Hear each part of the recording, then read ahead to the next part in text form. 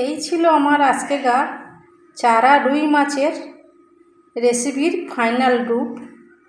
নমস্কার বন্ধুরা, আপনারা কেমন আছেন? আশা করি খুব ভালো আছেন। আমি ভালো নেই বন্ধুরা। সত্যি কথা বলতে আমার ভিডিও এত কষ্ট করে করছি, ভিডিওগুলো চলছে না, মন মেজাজ এখন ভালো না একদম। তো আমি দিয়ে দিলাম নুন। তো শ্যামলী রান্নাঘরে আপনাদের সবাইকে স্বাগত। তো আমি এখানে 3 পিস মাছ নিয়েছি। তো মাছগুলো আমি নুন আর হলুদ খুব ভালো করে মেখে নেব। তো মাছগুলো নুন আর হলুদ মাখাবার পরে 10 মিনিট রেস্টে রেখেছি। তো এখানে আমি একটা মশলা করব। কি মশলা আপনাদের দেখাবো। এখানে আছে পোস্ত, হলুদ, সর্ষের থেকে আমি পোস্তটা একটু বেশি নিয়েছি। আর আছে কিছুটা কাঁচা লঙ্কা, এখানে 6টা। আর টমেটো নিয়েছি, টমেটোর আমি বীজ ফেলে ধুয়ে নিয়েছি কেটে। আর এখানে কটা রসুন আছে। তো একই সঙ্গে আমি বেটে নেব। একটা ফ্রাইং প্যান বসিয়েছি, দিয়ে দেবো এখানে সর্ষের তেল।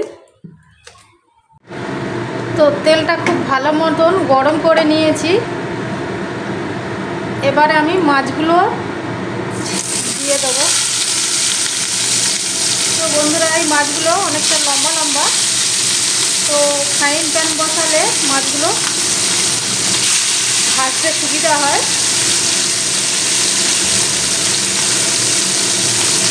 তো মাছগুলো বন্ধুরা তেলে দেওয়ার পরে সঙ্গে সঙ্গে উল্টে দেব, না তো মাছগুলো কীরকম বেঁকে যায়।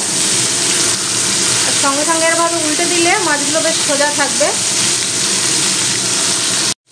তো বন্ধুরা, মাছগুলো তেলের ওপরে দেওয়ার সঙ্গে সঙ্গে আমি উল্টে দিয়েছিলাম যাতে বেঁকে না যায়।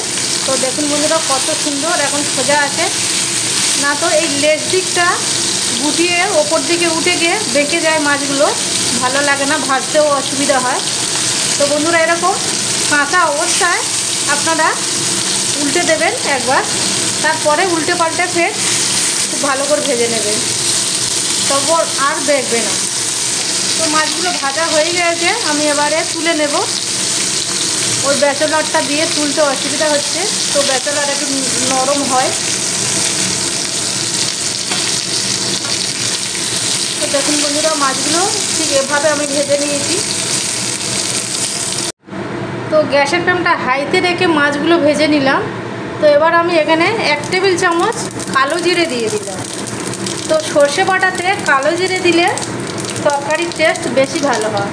এখানে আমি একটা মাঝারি সাইজের পেঁয়াজ খুব ভালো করে কুচিয়ে নিয়েছি, নিয়ে আমি দিয়ে দিলাম তেলের মধ্যে। এখন গ্যাসের ফ্লেমটা আমি মিডিয়ামে করে দিয়েছি। এইবারে পেঁয়াজটা তেলের মধ্যে 1 মিনিট কষাবার পরে আমি একটু গুঁড়ো হলুদ দিয়ে দিলাম। আর দিলাম এখানে, এবার দেব সর্ষে আর পোস্ত, কাঁচা লঙ্কা, টমেটো পেস্ট করেছিলাম। তো কটা রসুনের কোয়া দিয়েছি বন্ধুরা। তো মাছের একটা আঁশটানি গন্ধ থাকে, তো একটু যদি রসুন দেওয়া যায় আঁশটানি গন্ধটা চলে যাবে।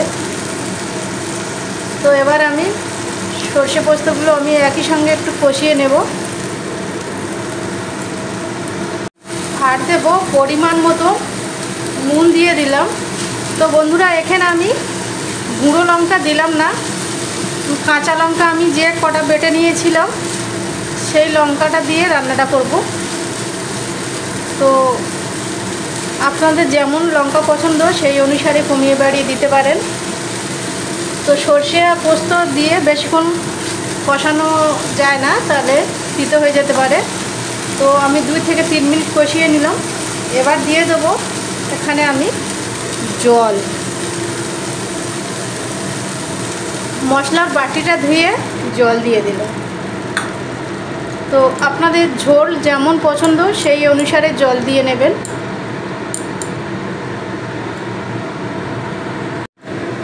এবারে ঝোলটা ফুটে উঠেছে, এবার আমি মাছগুলো দিয়ে দেবো। তো বন্ধুরা, এরকম সর্ষে পোস্ত দিয়ে খুব কম সময়ের মধ্যে ঝটপট এভাবে আপনারাও বানিয়ে নেবেন যখন হাতে কম সময় থাকবে।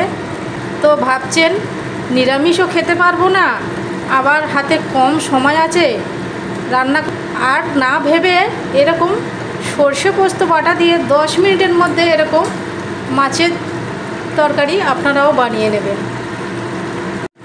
তো বন্ধুরা, এখানে আমি মাখো মাখো ঝোল রেখেছি, খুব বেশি ঝোল রাখিনি। তো এরকম মাখো মাখো থাকলে খেতে বেশি ভালো লাগবে। আপনাদের ঝোল যেমন পছন্দ সেরকম রাখতে পারেন। তো এবারে সব লাস্টে আমি একটু ধনেপাতা কুচানো দিয়ে দেব।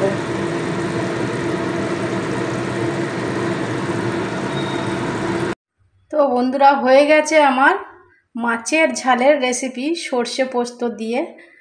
তো যে সকল বন্ধুরা এতক্ষণ ধরে আমার ভিডিও জুড়ে আমার সঙ্গে থাকার জন্য অসংখ্য ধন্যবাদ, অনেক অনেক ভালোবাসা।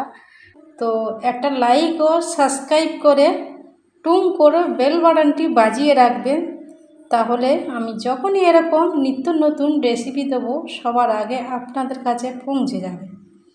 সবাই সুস্থ থাকবেন, খুব ভালো থাকবেন। আবার দেখা হবে নতুন কোনো দিনে নতুন কোনো ভিডিওর সঙ্গে। নমস্কার, টাটা, বাই।